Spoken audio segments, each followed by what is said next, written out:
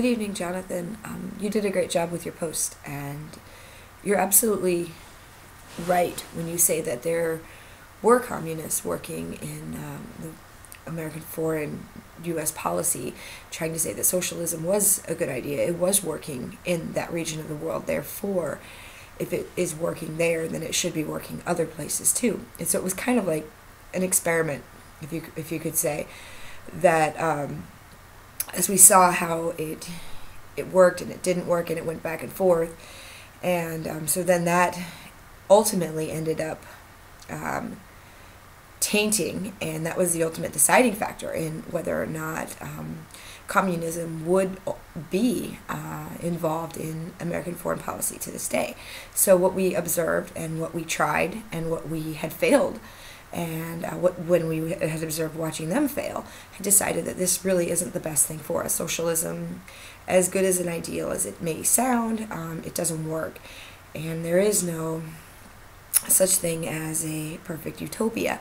So there, in that regard, was trying to change shifts and try to change gears and say, okay, well, if this isn't working there and democracy isn't working in the Middle East at all, then what does work? And we saw that nationalism worked to a degree, to an extent. Dictatorship works. If you could say that it works, it works. It's what's going on now and has been going on for forever in that region of the world. And America's interest is all about import, export, controlling the waterways, controlling the trade, controlling the oil. Who owns the oil, who owns the power. And we obviously can't just go in there and take over, but we can most definitely have an interest, and we can most definitely say, we will give you X, Y, and Z if you give us this oil, so we can have stop offshore drilling in our own country and pay someone 75 cents a day to do what we would be paying someone in, let's say, like Alaska, $25 an hour. So there's a big difference.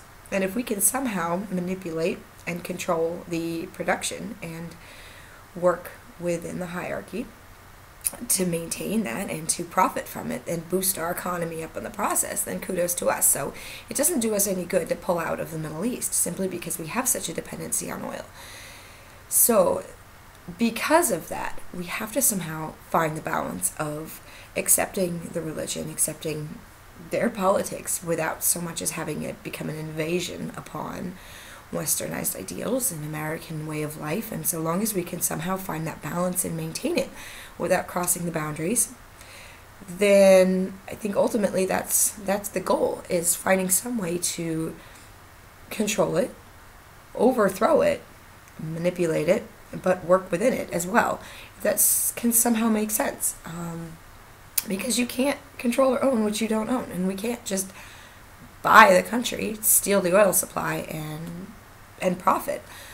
Although in some aspects we are, just not in so much. We have weapons have come out of Saudi Arabia, sold by American military and sold by other organizations, government organizations, and we've found ways of trafficking all sorts of things in and out of the Middle East since the beginning, since World War II.